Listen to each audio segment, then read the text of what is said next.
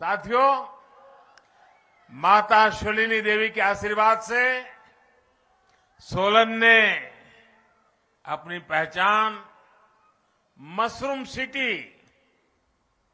और लाल टमाटर की वजह से रेड गोल्ड के नाम से भी बनाई है। और मुझे खुशी है कि जब मैं गुजरात का मुख्यमंत्री था तो मैंने हमारे मशरूम किंग ठाकुर बुद्धराम जी को गुजरात बुला करके उनका सम्मानित किया था।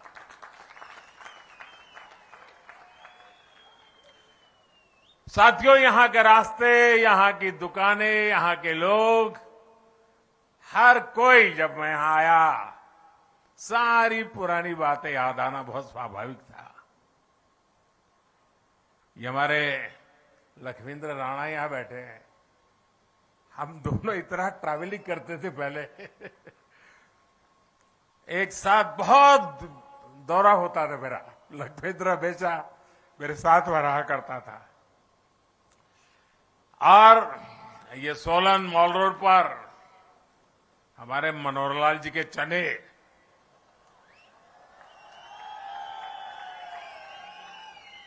शायद ही मैं कभी यहां से गया हूं और मनोहरलाल जी के चने न खाए हो। ये हमारे राजीव बिंदल बैठे हैं, हमारे सोफत जी, वीरेंद्र कश्यप जी, मनोहरलाल सूरी जी, वैद्य राम कुमार बिंदल जी, अनेक पुराने साथी, सबके साथ कंधे से कंधा मिला के काम करने का अवसर मिला। हमारे रामानंद ठाकुर जी, JL शर्मा जी, गोकुलचंद मेहता जी, बहन रितु सेठी, अभी मुझे हेलीपैड पे मिलना हो गया। सबके साथ इतना काम करने का आनंद आया, अवसर मिला। और मैं अक्सर यहां सोलन रेस्ट हाउस में रुकना होता था मेरा। और मुझे याद है वहां एक हमारे खड़क बहादुर और दूसरा शायद सुंदर, ये दो चौकीदार हुआ करते थे। सोलन ने मुझे खूब खिलाया भी है और सोलन ने मुझे बहुत कुछ सिखाया भी है। और इसलिए मैं सोलन का डबल कर्जदार हूं। और इसलिए मुझे हिमाचल में डबल इंजन की सरकार आप सबसे आशीर्वाद से बनेगी, ये पूरा विश्वास है, आपके प्यार पर विश्वास है। साथियों, हिमाचल में बिताए लंबे समय की जो स्मृतियां, वो आज भी मुझे हिमाचल की तरफ खींचती है। और ऐसा बहुत कम मिलता है कि कोई ऐसा प्रधानमंत्री हो जो एक राज्य को इतनी बारीकी से जानता हो। ये मेरा सौभाग्य है कि मैं हिमाचल के हर गली मोहल्ले को जानता हूं। और इसलिए आपने भी देखा है कि मैं देश में रहूं या विदेश में, हिमाचल के साथ मेरा जो लगाव बना रहता है, न हिमाचल मुझे छोड़ता है न मैं हिमाचल छोड़ता हूं। आपको मालूम होगा कुछ दिन पहले मैं इजराइल गया था।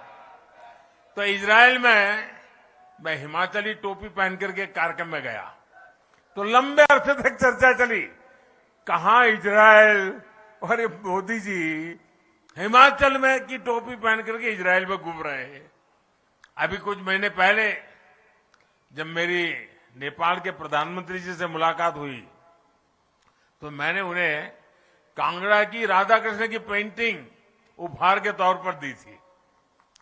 और दादा, ऐसा ही नहीं है कि मैं ही हिमाचली वस्तुओं का उपहार सबको देता हूं, हिमाचल के लोग भी तो मुझे इतने सारे उपहार देते हैं।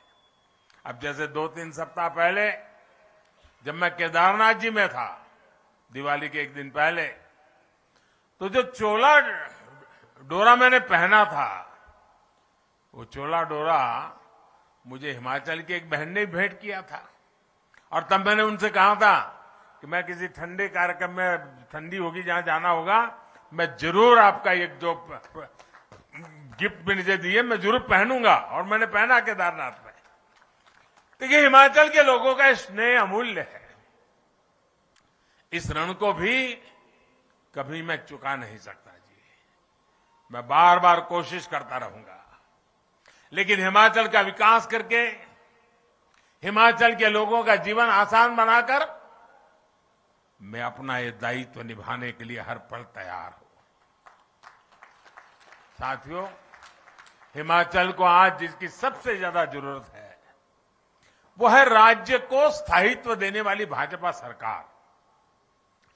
भारत ने 80 के दशक के बाद से 3 दशक तक 30 साल हमारे बर्बाद हो गए। आपने देखा होगा दिल्ली में अस्थिरता रही, सरकारें आती थी जाती थी, आती थी जाती थी, बार बार चुनाव होते थे, हजारों करोड़ रुपए का बर्बादी होती थी, न नीतियों में स्थिरता, सारा माहौल बिगड़ चुका था।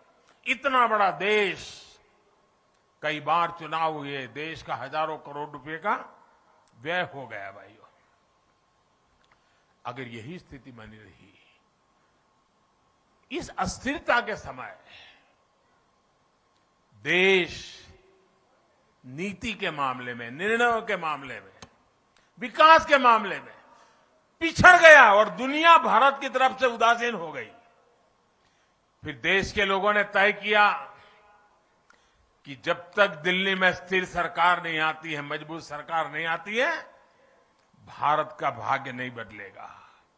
और इसका नतीजा ये हुआ कि आप सबने, पूरे हिंदुस्तान ने 2014 में हमें इतने आशीर्वाद दिए और हमने भी आपने जो जिम्मा दिया उसको 2014 से 2019 दिन रात मेहनत करके आपकी अपेक्षाओं को पूरा करने में कहीं पीछे नहीं रहे।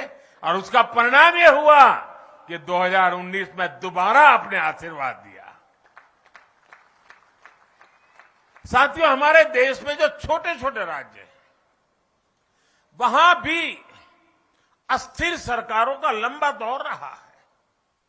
छोटे राज्यों ने इसका बहुत नुकसान उठाया है। लेकिन बीते वर्षों में हमारे पड़ोस में उत्तराखंड हो, गोवा हो, मणिपुर हो, अनेक ऐसे छोटे राज्य, उन्होंने अब स्थिर सरकार की तरफ अपना मुंह मोड़ लिया है और पूरी तरह सरकार को दोबारा लाना। और भाजपा सरकारें आज छोटे राज्यों में दोबारा जीत करके आ रही है। इतना ही नहीं, उत्तर प्रदेश में भी यही परंपरा हो गई थी, वहां के लोगों ने रिवाज बदल दिया, उत्तर प्रदेश में भी योगी जी की दोबारा सरकार ला दी। स्थिर सरकार में विकास भी तेज होता है और जनता के प्रति अपनी जवाबदेही के प्रति भी सरकार गंभीर रहती है। जहां हर 5 साल में सरकार बदलने का ट्रेंड रहता है, वहां सरकारों में भी यही रहता है कि भाई क्या करना है, काम करो, कोई करने की जरूरत नहीं है। 5 साल के बाद तो हिमाचल वाले बदल देते हैं। इसके कारण वो भी चुनने के बाद उनको मालूम है फिर से जीतना नहीं है, तो वो कुछ करते भी नहीं है। इसलिए भी स्थिर सरकार के प्रयोग करने की बहुत आवश्यकता है भाइयों। तो मुझे खुशी है कि हिमाचल में जयराम जी की सरकार ने जो विश्वास हासिल किया है, उनकी पूरी टीम ने 5 साल के लिए जो काम किया है, उसी का नतीजा है कि मेरी आज ये दूसरी सभा है। इन दोनों सभाओं को कोई भी देख ले, बीजेपी की सरकार बनाना हिमाचल की जनता ने तय कर लिया है भाई। हिमाचल में भाजपा सरकार अपने कार्यों का हिसाब भी दे रही है और सरकार में वापसी के लिए भी उतनी ही प्रतिबद्ध है। और साथियों, हम ये भी समझना होगा कि अस्थिरता से फायदा किसका होता है। कांग्रेस के वर्षों के शासन में हमारे यहां ऐसे अनेक स्वार्थी तत्व और ऐसे अनेक समूह पैदा हुए, वेस्टेड इंटरेस्ट ग्रुप पैदा हुए, जो भारत को अस्थिर देखना चाहते हैं, जो हिमाचल जैसे राज्यों को अस्थिर देखना चाहते हैं, और इसलिए वो स्थिर सरकार होने ही नहीं देते, हवा फैला देते हैं। देश के छोटे छोटे राज्य हमेशा इन स्वार्थी समूहों के निशाने पर रहे हैं। कुछ झूठे वायदे करके कुछ सीटें जीतकर ये स्वार्थी समूह सरकारों में आकर सिर्फ अपने हित साधते रहते हैं। ये लोग खुद को कट्टर ईमानदार कहते हैं, लेकिन सबसे बड़े भ्रष्टाचारी यही होते हैं। ये लोग समाज को तोड़ने के लिए, देश की एकता को तोड़ने के लिए साजिशें रचते हैं। हिमाचल को ऐसे हर स्वार्थी समूह से खुद को बचाकर रखना है। इनके खेल से खुद को बचाकर रखना है। आप देखिए साथियों, केंद्र में स्थिर सरकार बनी तो देश ने ऐसे ऐसे निर्णय लिए जिनका इंतजार देशवासियों को बरसों से था। जब केंद्र में स्थिर सरकार बनी तो भ्रष्टाचार और भ्रष्टाचारियों के खिलाफ निर्णायक लड़ाई शुरू हुई। जब केंद्र में स्थिर सरकार बनी तो आतंकवाद, नक्सलवाद काबू में आए, नॉर्थ ईस्ट में शांति स्थापित हुई। इसलिए स्थिर सरकार 21वीं तो पीएम मोदी को आप देख रहे हैं हिमाचल प्रदेश में सोलन में एक जनसभा को संबोधित कर रहे हैं। उन्होंने इस बात का यहाँ पर जिक्र किया कि जो ट्रेंड हिमाचल प्रदेश में है कि हर चुनाव में जो है वहाँ पर सरकार बदल जाती है, उसको बदलना वहाँ पर जरूरी है और स्थिर सरकार जो है विकास के लिए जरूरी है।